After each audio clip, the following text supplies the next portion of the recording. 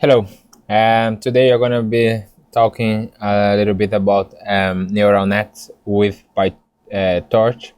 So in the last session we look at a neural net under the hood, let's say, where we built a neural net from scratch, and we could see every step through this when you are building a neural net.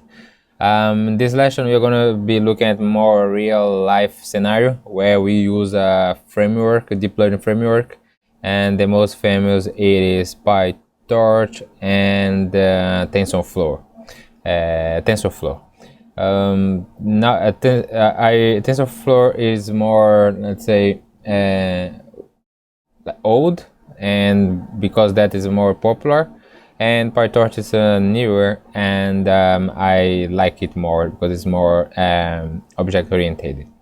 And so we are going to be building the same model we built last lesson, but this time it will be with PyTorch. And we start defining some parameters that we used last time, so I think we didn't have to say how much the size of our batch, but we set up the learning rate, and in our case was 0.1, but here we are using this learning rate because this is has proved to be more efficient, and that's one of the things that we will be experimenting when and try to get some let's say we need to experiment to see what is the best learning rate. So in our case here we'll be using this one. Input size we use less time, so in our case here we are using 28 by 28 is the size of our image.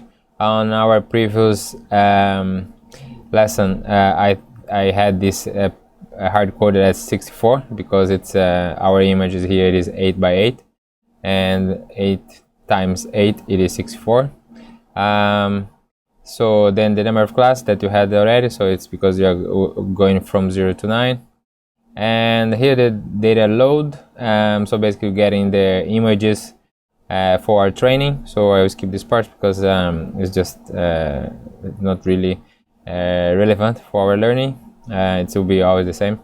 Then here we give an example. I think in the previous lesson I didn't give an example of the image, how it is. So here the number 4, and have the label 4 and match with what's in the image. And now we're going to build our model architecture, so you don't need to go through all those concepts and other the code, because it's everything already done on the PyTorch. We just use the model class, so and we implement our architecture. So here we are doing our neural network architecture as we did the other in our example. We have 3 layers, right? And we have an activation function, and in our case here we're using sigmoid instead of relu. We saw last time it was relu, just to show it to you guys that you have different activation function, and you have to be testing which one works better on your own problem that you are trying to solve. And let's look back what you had. So here linear, and you had the relu linear. So it's the same what we have here. Here is just because we instantiate, but here it's where we call them. So you see layer, then activation function, and the subsequent layer activation function again. Exactly the same we have in our example, right? Just the parameters that change a little bit, but start with input size, then we just use 32 neurons, and then 16, and from 16 to number of classes. So all that will be experimentation, so depend of your model. Because PyTorch has more sophisticated algorithms, we don't need to use that amount of neurons, so you can use less neurons. And it's basically the same. So here's the forward that we had before, just calling every layer, and return the prediction of all layers. And then we go to the training batch, the same way we had on our implementation. Training batch, training batch. So and what the training batch here, as we said, is just do the prediction and calculate the cross entropy, so how far we are from the for the right answer. So take the prediction versus the answer and you get the loss, right? So everything starts from the training thing. So we give some extra parameters. So here, for example, we give our optimizer to get the, let's say, the optimizer to get the weights, basically. This will be used for calculate the weights, and we pass the parameters and learning rate that we are going to be using, and you have an optimizer. So we start to epochs and go through the as in batch, the same way we had. Let's just remember what we had. So the training, epochs, batch, and then we had training batch. In our case, the same training batch. We look already what's training batch. So getting the prediction and calculating the distance from the answer, and then we go back propagating to update our weight. So on this part it's a little bit different because we have this back propagation as part of the loss, but we pass this optimizer to update our weights. And update our weights, it's just optimizer as a step and grant. This is what it's how you update weights on in the Pytorch, and go back to the training. After that, update the weights, and here again it's the validation phase where we are calculating how our model is performing during the training.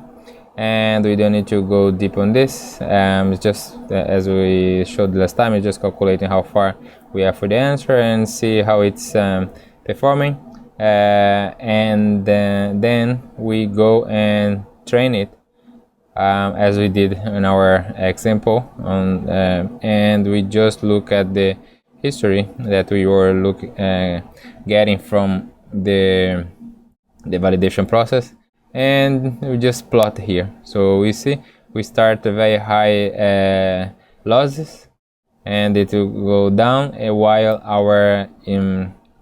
our occurrence was going up, right? So we end up with almost 100% prediction, right?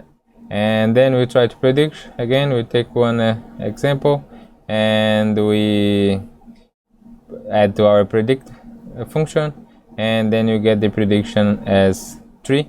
As you can see, 3 is a 3, and you can look at the label as well, it's 3. So our model is performing well, and after all that training we can save our weights and be distributing this weight to be that when you're going to use this model, we don't need to train everything again. You can just see it, get the result of the training, and just use the model as any other application. Okay, I hope that made sense.